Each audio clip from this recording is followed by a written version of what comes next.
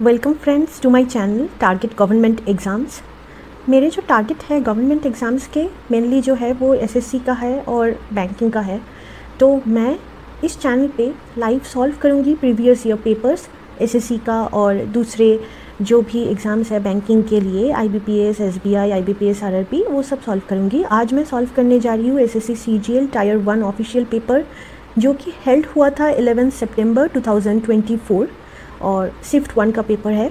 तो ये जो मैं आपके सामने लाइव सॉल्व करूँगी और दिखाऊंगी कि मैं 1 घंटे में कितना सारा क्वेश्चन सॉल्व कर पा रही हूँ, कितना सारा क्वेश्चन मेरा सही हो पा रहा है। और आप भी देखिए कि आप कितने सारे क्वेश्चंस मेरे साथ सॉल्व कर पा रहे हैं और आपका कितना मार्क्स आ रहा है according to this question paper. और ये प्रीवियस ईयर पेपर कहीं भी साइट पे आपको ऑनलाइन साइट पे मिल जाएगा। और अगर आप ऐसे एमसीक्यू टाइप से एकदम एग्ज़ाम के रूप से देना चाहते हैं तो टेक्स्ट बुक ऐप में ट्राई कीजिए, बहुत अच्छा है। मैं रिकमेंड करूँगी टेक्स्ट बुक ऐप में अगर एग्ज़ाम मोड में आपको देना है तो प्रीवियस ईयर पेपर्स आप टेक्स्ट बुक ऐप से दे सकते हैं।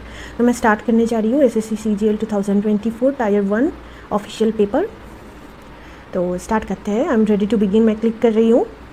तो मेरा जो स्ट्रैटेजी है ना, तो फर्स्ट मैं मैथ्स करती हूँ, उसके बाद मैं फ़र्स्ट जो है वो रीजनिंग और मैथ्स कर लेती हूँ और उसके बाद मैं इंग्लिश करती हूँ और बाद में मैं एकदम लास्ट में जो है जनरल अवेयरनेस करती हूँ। तो मैं फ़र्स्ट जो क्वेश्चन करने वाली हूँ वो जनरल इंटेलिजेंस मतलब रीजनिंग का क्वेश्चन है। तो फर्स्ट क्वेश्चन है, what will come in the place of question mark in the following question if plus and minus are interchanged and into and divide are interchanged। ये question थोड़ा easy है। तो ये जो इंटू की जगह हम पहले डिवाइड लिखेंगे, माइनस की जगह प्लस लिखेंगे, ठीक है। और फिर से जो डिवाइड है उसको इंटू करेंगे और जो प्लस है उसको माइनस करेंगे। और मैं क्वेश्चन ऐसे सॉल्व कर रही हूँ। आप भी कर सकते हैं मेरे साथ सॉल्व। मैं सॉल्व कॉपी में कर रही हूँ जो मैं नहीं दिखा पा रही हूँ इधर। तो अगर आप लोगों को चाहिए होगा तो नेक्स्ट बार मुझे बता दीजिएगा कि अगर ज़रूरत होगा तो मैं बता दूँगी आप लोगों को मैं कैसे सॉल्व कर रही हूँ और इसका प्रोसेस क्या है। तो मैं सॉल्व करती हूँ, आप लोग भी मेरे साथ सॉल्व कीजिए, देखिए आपका कितना होता है, मेरा कितना होता है।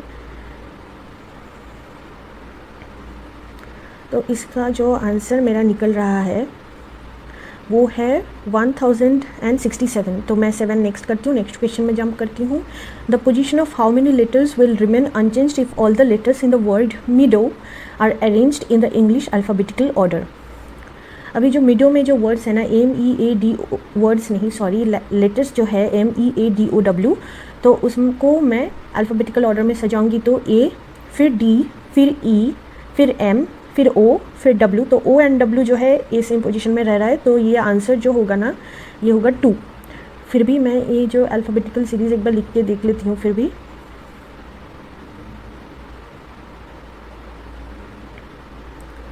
ऐसे क्वेश्चंस में मैं पहले से ही ना मतलब ABCDEFGHIJKLM और फिर नीचे से रिवर्स ऑर्डर में N से Z तक लिख लेती हूँ ताकि बाकी भी बहुत सारे क्वेश्चन में हेल्प होता है। तो मैं थर्ड क्वेश्चन में जा रही हूँ।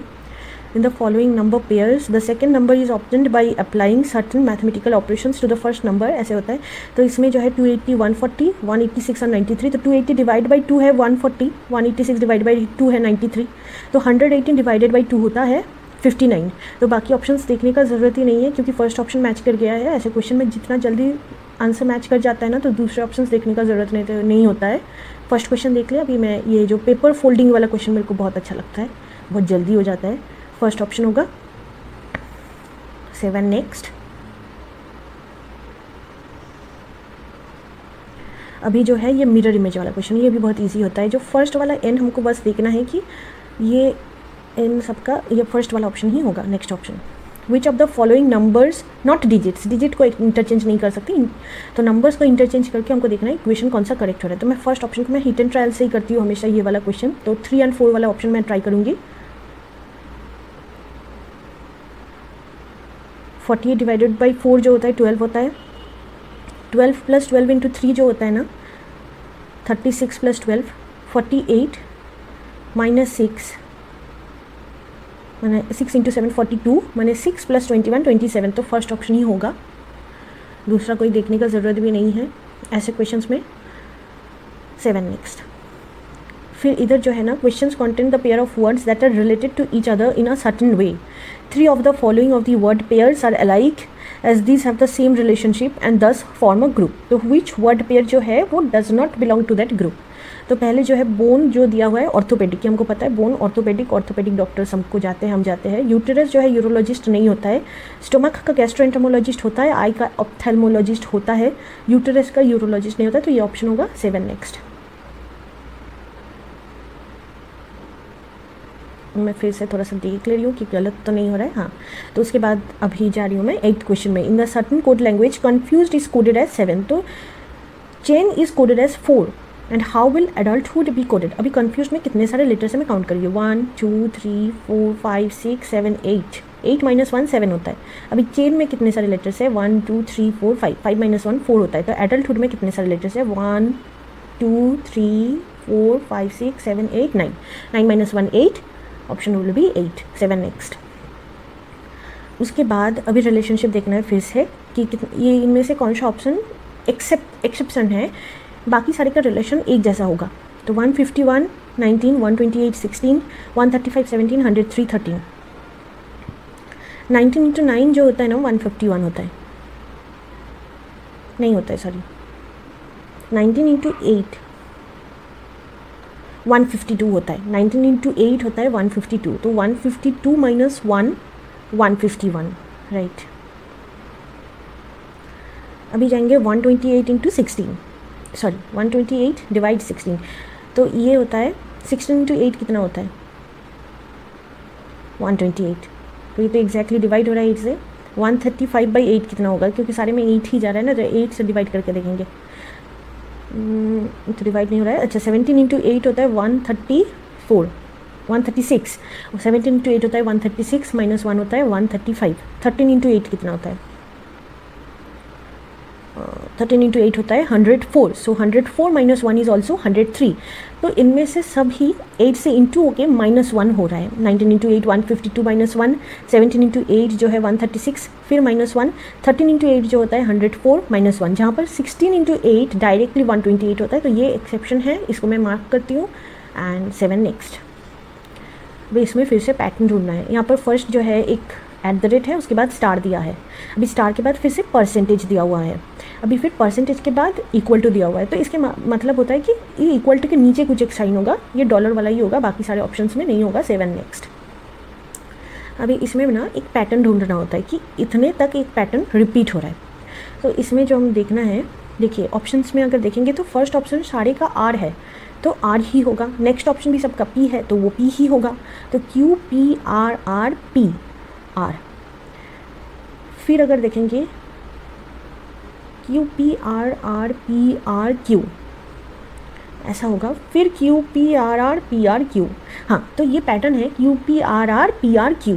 तो क्यू पी आर मतलब फर्स्ट ऑप्शन आर, फिर पी आर क्यू, फिर पी मतलब आर, फिर पी, उसके बाद क्यू, फिर से क्यू मतलब R P Q, P R P Q. तो ये जो ऑप्शन हो रहा है आर पी क्यू, फिर आर, फिर से आर, फिर क्यू, फिर आर एंड देन आर, तो ये होगा सेकंड ऑप्शन, ये होगा सेकंड ऑप्शन। मैं फिर से एक बार चेक कर लेती हूँ, ऐसे क्वेश्चंस में थोड़ा ना मुझे डाउट हो जाता है कि ये ऑप्शन सही हो रहा है कि नहीं हो रहा है।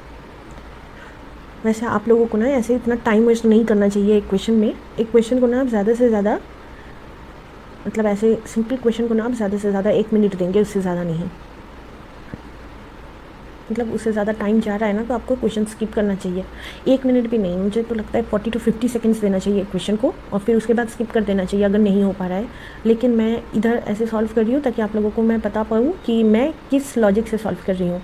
तो मैं नेक्स्ट क्वेश्चन में जंप करती हूँ। 12th question, 16 is related to 112 in the following certain logic and following the same logic 26 is related to 182। तो 44 कैसे रिलेट होगा, तो 16 जो है 112 से कैसे रिलेट है।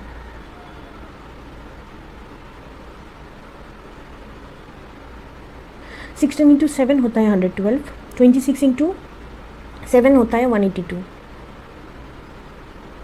तो 44 × 7 क्या होगा 308। हाँ 308, तो यही होगा। मैंने एक बार देख भी लिया, फिर से मैं एक बार रिपीट कर लेती हूँ। 308 ही होगा। तो मैं नेक्स्ट क्वेश्चन में जंप करती हूँ। 7 next.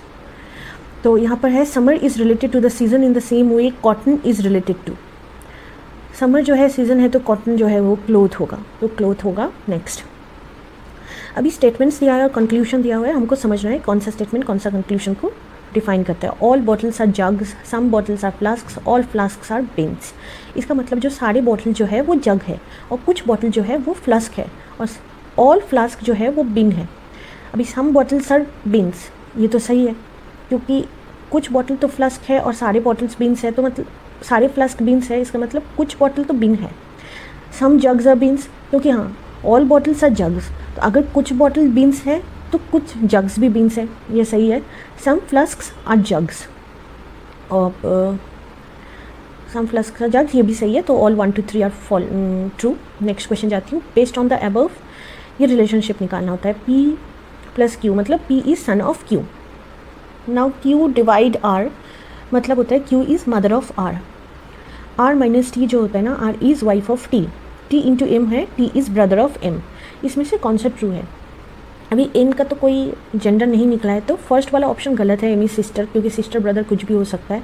Now P is brother of R, हाँ क्योंकि Q mother of P and R है और P एक मेल है और R एक फीमेल है, तो P is brother of R सही है, सही है। तो second option will be the right option. फिर भी मैं दूसरा ऑप्शन देख लेती हूँ। Q is mother of M नहीं है, T is brother of P नहीं है, तो second option will be the right answer. 7 next. Figure X is followed by 4 figures number 1 2 3 4।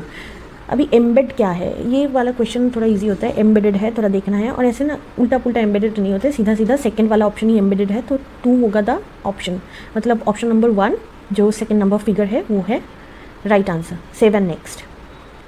अभी इधर पैटर्न ढूंढना है, पैटर्न थोड़ा ढूंढ लेती हूँ मैं।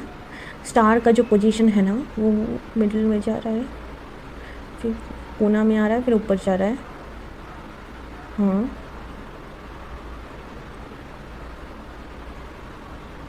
मेरे से नहीं हो पा रहा है, मैं 7 नेक्स्ट करूँ, मुझे पैटर्न कुछ घंटा समझ नहीं आ रहा है। अभी फिर से मेरा पेपर फोल्ड वाला क्वेश्चन मुझे बहुत अच्छा लगता है, बहुत जल्दी होता है। ये पेपर फोल्ड वाला क्वेश्चन का आंसर होगा 3, ऑब्वियसली 3, कोई और आंसर हो ही नहीं सकता। 7 नेक्स्ट। कहाँ चला जा रहा है मेरा कर्सर? हाँ अभी हाउ मेनी ट्राइंगल्स है, हाँ ये तो इजी है, थोड़ा काउंट कर लेते हैं। ट्राइंगल्स में ना हमेशा ऑप्शंस में देखना होता है कि ट्राइंगल्स ऐसे स्क्वायर्स वाला में क्वेश्चन में ऑप्शन में सबसे ज़्यादा वाला ऑप्शन क्या है? 11। तो हमको देखना है कि कितने सारे ट्राइंगल्स है। 11 से कम है ना, तो थोड़ा डाउट होना चाहिए कि 11 से कम तो नहीं। 1 2 3 4 5 6 7 8 9 कुछ तो मिस हो रहा है, हाँ 10 11। देखा 11 से ज़्यादा कुछ है नहीं ऑप्शन में, तो 11 ही होगा आंसर। 7 नेक्स्ट। ये गया क्यों नहीं मेरा क्वेश्चन, चेंज क्यों नहीं हुआ? मैंने दबाया नहीं शायद, हाँ ठीक। अभी फिर नेक्स्ट क्वेश्चन में आता है 20th क्वेश्चन, जो है यहाँ पर भी एक रिलेशनशिप दिया हुआ है। Rate SCWI high IKJL open को कैसे हम रिलेट कर सकते हैं? R का नेक्स्ट होता है S, A के 2 बाद B C, फिर T के 3 बाद UVW और E के 4 बाद आता है I। तो सिमिलरली मैं और नई पैटर्न फॉलो करूँगी। O के नेक्स्ट होता है P, तो ये P तो चारों ऑप्शन में है। P के 2 बाद R होता है, तो ये फर्स्ट और जो लास्ट ऑप्शन है उसमें जो होता है कि PR है, तो इसमें हम बाकी सिर्फ थर्ड वाला ऑप्शन को ही चेक करना पड़ेगा। E के 3 बाद क्या होता है?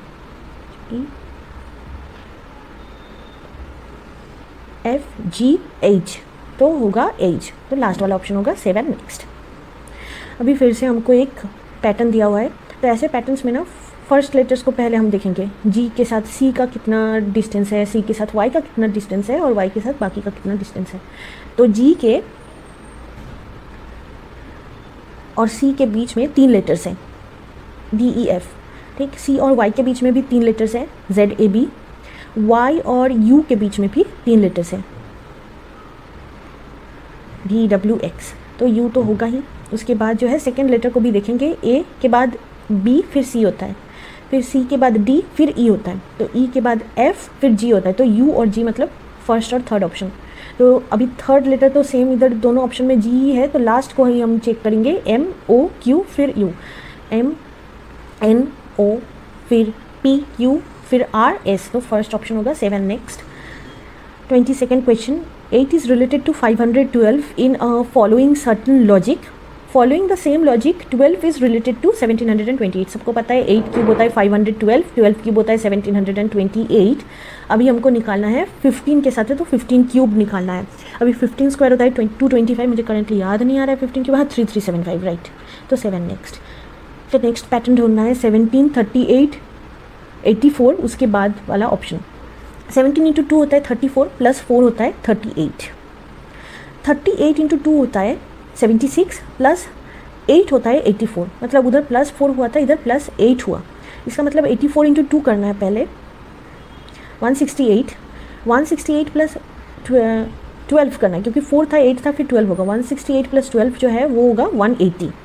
दूसरा उसके साथ चेक कर लेते हैं 180 इंटू 2 जो होता है 360 होता है, 360 प्लस 16 जो होता है 376 होता है, तो ये ऑप्शन होगा 180। 7 नेक्स्ट। अभी फिर से एक्रीमनी जो है ह्यूमैनिटी है तो विल्ड जो है वो होगा फोरगो। मुझे और नहीं देखना है, जल्दी जल्दी, अरे ऑप्शन हाँ ठीक है फोरगो हो गया। 7 नेक्स्ट। 25th क्वेश्चन करना है, डिमांड जो है उसके साथ रिलेटेड है ये वाला एक नंबर 41013, अच्छा देख लेंगे। सप्लाई जो है ये वाला एक नंबर। How will product be written in that language.